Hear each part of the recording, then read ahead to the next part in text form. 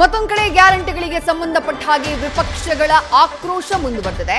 ಕಾಂಗ್ರೆಸ್ ಅಧಿಕಾರಕ್ಕೆ ಬಂದಿರೋದೇ ಗ್ಯಾರಂಟಿ ಕಾರಣಕ್ಕೆ.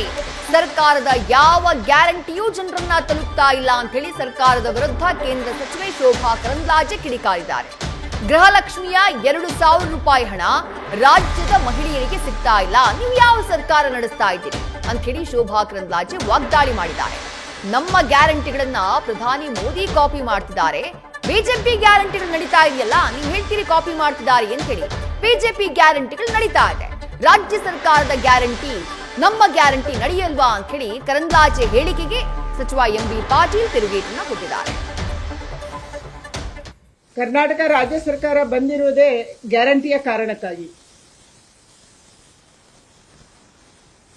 ಗ್ಯಾರಂಟಿಗಳನ್ನ ಘೋಷಣೆ ಮಾಡಿದ್ರು, ಜನ ಅದರ ಹಿಂದೆ ಬಿದ್ರು. 135 ಸೀಟ್ಗಳನ್ನ ಕಾಂಗ್ರೆಸ್ಗೆ ರಾಜ್ಯದ ಜನ ಕೊಟ್ಟರು. ಇವತ್ತು ವಾಪಸ್ ಒಂದ್ಸರಿ ಕಾಂಗ್ರೆಸ್ ತಿರುಗಿ ನೋಡಬೇಕು. ಈ ಯಾವುದೇ ಗ್ಯಾರಂಟಿಗಳು ರಾಜ್ಯದ ಜನರನ್ನ ತಲುಪ್ತಾ ಇಲ್ಲ. ಗೃಹಲಕ್ಷ್ಮಿ ಮನೆಯ ಹೆಣ್ಮಗಳಿಗೆ 2,000 ಎಲ್ರಿಗೂ ಕೊಡ್ತೀವಿ ಅಂದ್ರು, ಕೊನೆಗೆ ಯಜಮಾನಿಗೆ ಕೊಟ್ರು.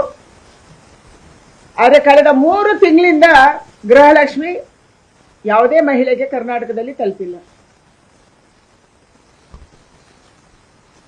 ಸಿದ್ದರಾಮಯ್ಯನವರು ಭಾಷಣ ಮಾಡ್ತಾ ಹೇಳಿದ್ರು, ಮಹಾದೇವಪ್ಪ ನಿಂಗೂ ಫ್ರೀ, ಕಾಕಾ ಪಾಟೀಲ್ ನಿಂಗೂ ಫ್ರೀ, ಎಲ್ಲರಿಗೂ ವಿದ್ಯುತ್ ಫ್ರೀ ಅಂತ ಅಂದ್ರು. 200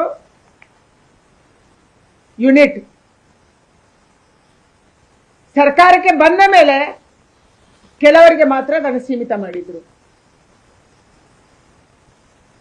ಬಸ್ ಫ್ರೀ ಅಂತ ಹೇಳಿದ್ರು, ಬಸ್ ಅನ್ನ ನಿಲ್ಲಿಸಿದ್ರು.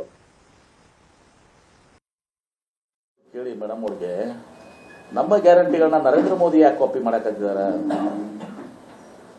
ಮಹಾರಾಷ್ಟ್ರದಲ್ಲಿ ಲಾಡ್ಕಿ ಬೆಹನಾ ಸ್ಕೀಮ್ ಕೊಟ್ರಿ, ನಮ್ಮ ನೋಡಿ ಏನ್ರಿ. ಡೆಲ್ಲಿಯಲ್ಲಿ ನೀವು ಎಲ್ಲ ಇದು ಮಾಡಿದ್ರಿ.